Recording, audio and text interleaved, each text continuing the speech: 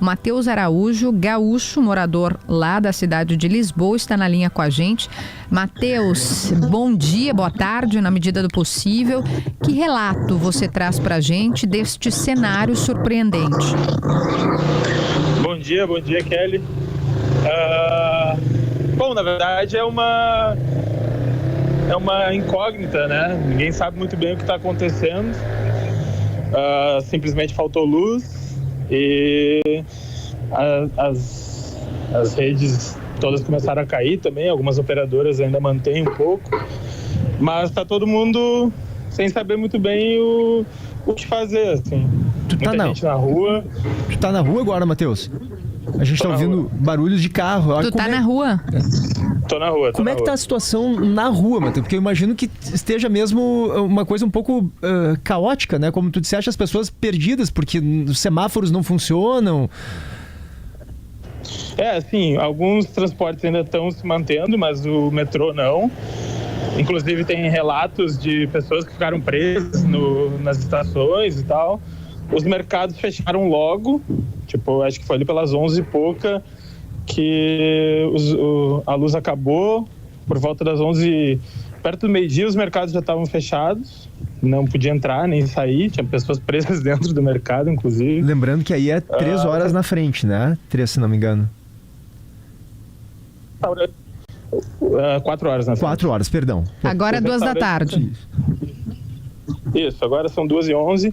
Os restaurantes que estavam abertos estão fechando, alguns ainda mantêm, mas só em dinheiro, porque não dá para pagar com cartão.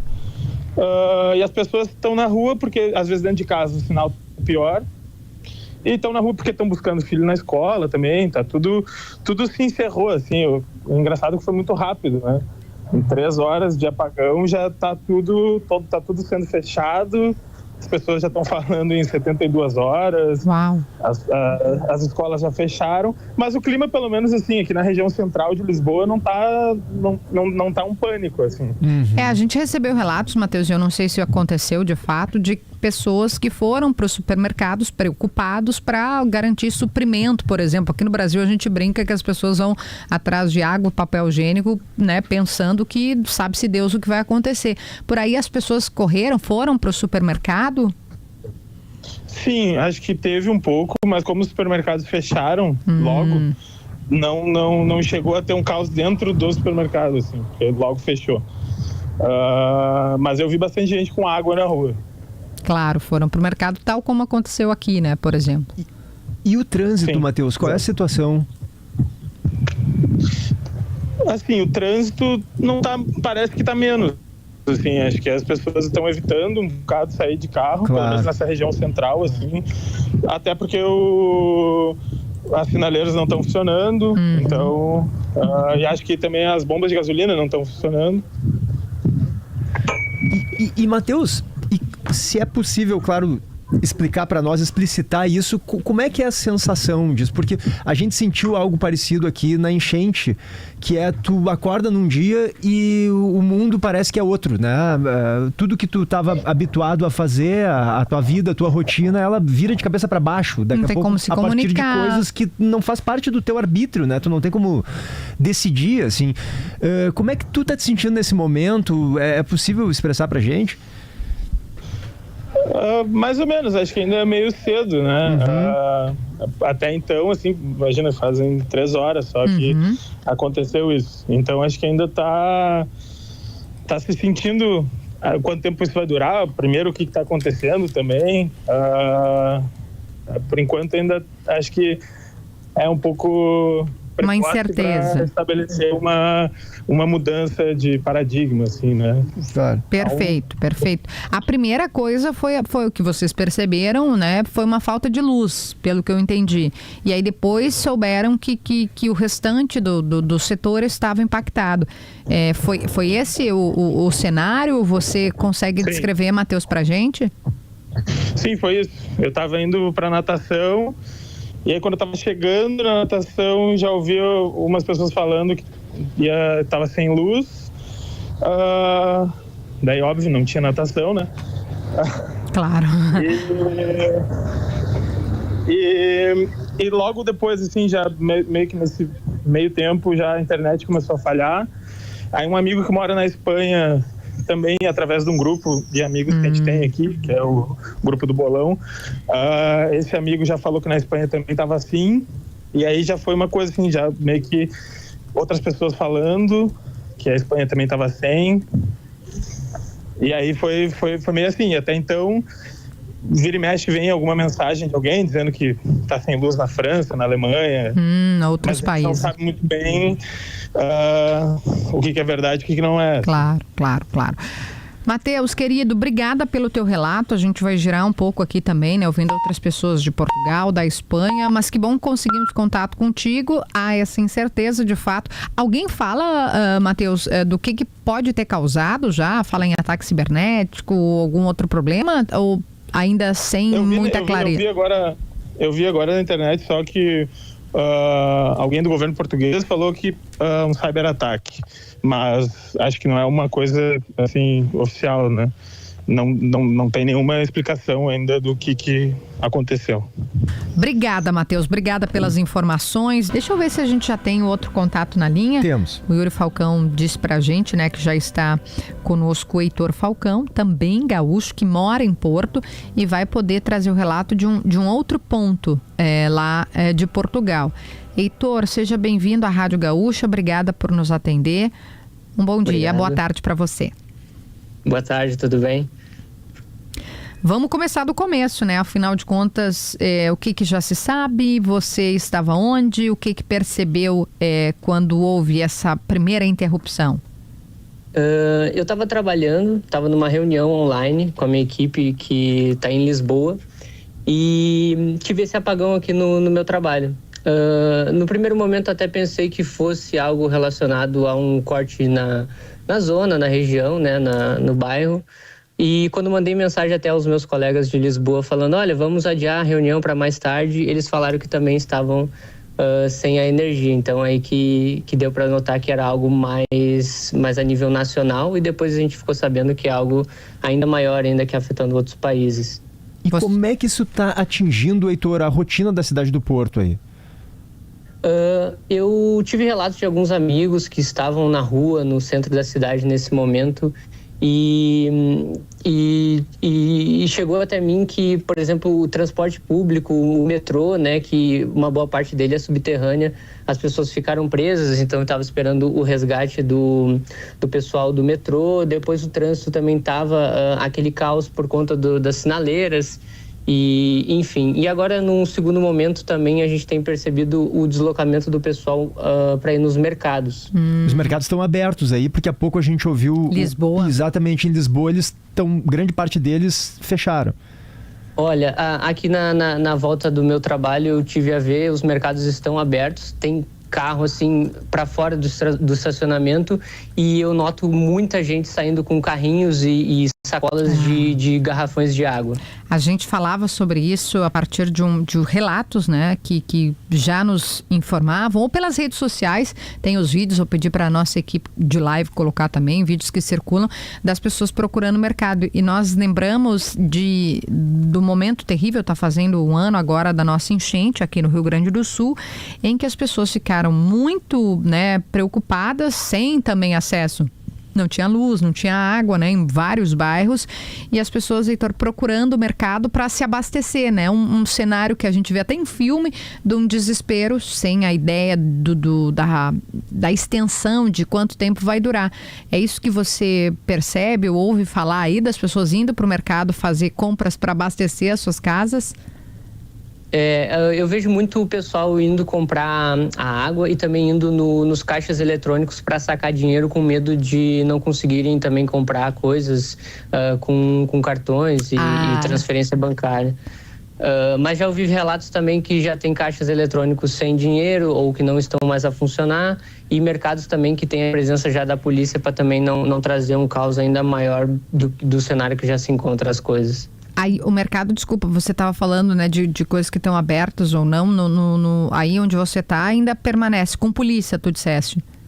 Sim, nós vemos mercados abertos, alguns mais em regiões de maior movimento, mais centrais, com presença da polícia, outros só mesmo muitas pessoas, mas sem polícia. E o trânsito, Heitor, na cidade, como é que está a situação agora? Porque em Lisboa houve no primeiro momento uma certa histeria, pelo que o nosso entrevistado anterior falou, mas agora já está bem mais tranquilo porque as pessoas estão parando de sair de casa, né? A partir de orientações das próprias autoridades. Como é que está a situação aí no Porto? Aqui onde eu tô é uma zona industrial. Eu pude notar que as empresas na volta onde eu trabalho, as pessoas tudo foram embora. Já não vê muito carro aqui nessa zona. Então, o que eu posso talvez concluir é que muita gente foi para casa. Então, acho que isso somou com o problema das sinaleiras e por isso que o trânsito, por um primeiro momento, deve ter ficado esse caos. Mas aqui onde eu tô, como o pessoal foi tudo embora, digamos assim, nessa zona industrial, o trânsito aqui tá tranquilo. Heitor, outra coisa que a gente tenta entender, e mesmo as autoridades, né, pelos relatos e as notícias que chegam dos jornais, é que a gente não se sabe ou se especula que talvez seja um ataque cibernético. O que vocês ouvem falar por aí?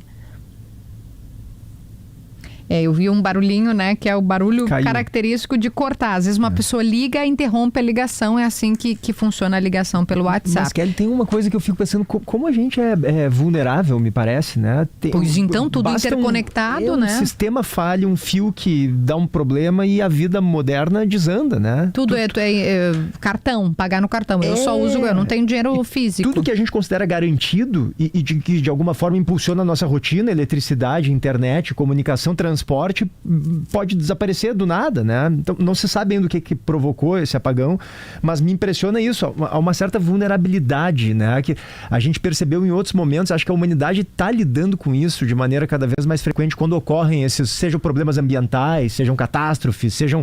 Agora não se sabe bem, também li que poderia ser um incêndio numa linha de transmissão no sul da França, mas está se falando mais sobre a possibilidade de um cyberataque. O Centro Nacional de Cibersegurança afirmou hoje que não foram identificados, o que o PG está dizendo, até o momento, indícios que apontem para um cyberataque na falha da rede elétrica que afeta Portugal. Então, essa é uma informação que chega agora, que esse centro de cibersegurança ainda não trouxe. Não tem elementos, indícios que conversam, né? Exatamente como o PG estava dizendo, pode ser uma outra coisa. Heitor, a gente perguntava, e aí teve um corte na ligação, justamente, né, PG, se já se sabe a causa. Não se sabe a causa. O que eu tenho de informação que veio do governo, e eu vi isso através dos maiores jornais aqui de Portugal, é que esse problema ele veio de fora de Portugal, não é um problema interno, mas ainda não se tem essa confirmação se é algo voltado para um ataque eletrônico, enfim, ou algo mesmo técnico. Perfeito, Heitor. Muito obrigada pelo teu relato. Então, uma última coisa, claro. Heitor, a tua sensação pessoal, Heitor, como é que tu tá te sentindo agora e como tu percebe as pessoas mais próximas, assim, estão nessa expectativa de ver uma solução, claro. Imagino que tem uma certa impotência no ar, né? Sim, a gente fica preocupado, né? Principalmente a nível de suprimentos, né? Querendo ou não, as pessoas se deslocando aos mercados, postos de gasolina fechados. A gente fica com essa incerteza com relação a isso, mas acreditamos que com toda a tecnologia, que toda a dimensão desse problema, isso seja resolvido o quanto antes, ainda antes de anoitecer. Perfeito. Obrigada, Heitor. Muita sorte, né, e tranquilidade para enfrentar aí o que vier, o que não sabemos ainda qual será ou quais serão as próximas repercussões. Boa tarde para ti. Muito obrigado, um bom trabalho. O Heitor conversando com a gente lá do Porto, né? Falamos de Lisboa, falamos do Porto e agora a gente vai para falamos de Lisboa, do Porto, né, Portugal, e agora a gente vai para a Espanha que conversar com... bastante atingida também, né? Exatamente. O país chamou de o maior apagão elétrico da história recente da Espanha. Vamos para lá, PG? Vamos lá. Gustavo Zatti está na linha com a gente em Barcelona. Gustavo, bom dia. Boa tarde para ti. Bom dia, pessoal. Sim, de Barcelona. Fala aqui. Gustavo, como é que está a situação nesse momento? O que tu enxerga agora e a situação, como as pessoas estão se movimentando, enfim, o que tu pode relatar para nós? Perfeito. O que a gente tem visto aqui, na verdade, até também, como o rapaz que estava falando antes, ele estava comentando sobre as pessoas saírem muito para a rua. Isso foi o que a gente notou por aqui, vendo pela janela, também descendo para ver como anda a situação na rua, né? Que as pessoas realmente saíram, né, todas para a rua, seja dos seus trabalhos, das suas casas. Os carros também estavam bastante na rua, muito mais do que o normal. Né? A gente vê realmente burburinhos na rua, de conversas, de pessoas buscando mais informação, né? Algumas mais nervosas, mas realmente vê esse nível de falta de informação e também dos mercados fechados, dos restaurantes fechados, né? E realmente esses pontos principais. Né? Onde é que tu estava e se puder descrever pra gente, né, como é que foi? Porque pelo que a gente está recebendo também de relatos lá de Portugal, as pessoas estavam trabalhando normalmente ou nas suas atividades e o primeiro contato foi caiu a energia. Achavam que poderia ser algo do prédio, né? Quando cai a energia, teve uma coisa pontual. Onde é que tu estavas e o que percebeu de começo? Exato. Bom, eu estava trabalhando de casa. Não é algo que a gente considere normal aqui, uma falta de luz. Né? Então a gente sabe que em Porto Alegre, no Brasil, enfim, é algo recorrente. Aqui a gente não está acostumado com falta de luz. Então já foi algo que chamou atenção desde o princípio. Né? E aí, me comunicando com alguns amigos que estão em outras partes da cidade, a gente acabou tomando realmente uma consciência maior do que estava acontecendo, que não era algo de rua, não era algo de prédio, não era algo de bairro, mas sim da cidade. E assim por diante a gente foi recebendo essas notícias de colegas de trabalho que estão em outros lugares, na Espanha, em Portugal, enfim, né, em alguns lugares também da Bélgica, da França, e são essas notícias que a gente teve. Eu estava em casa e realmente foi um apagão, né, uma falta de luz. Mas que curioso isso, porque a gente, quando falta luz, a gente meio que tá acostumado, né? Deu um problema, o que foi? Deu um vento. Se deu um vento, a gente já sabe, a gente até se prepara, começa, choveu, a gente pega uma vela, né? Uma coisa bem tradicional aqui. Infelizmente é tradicional. Já tem a gaveta da vela aqui. Isso. Exatamente. Acho que é até uma piada, uma brincadeira realmente, porque foi a primeira coisa que a minha mãe falou, tem vela em casa e a gente realmente não tem vela, não tem lanterna, não tem nada, né? Porque a gente não está acostumado com isso. PG.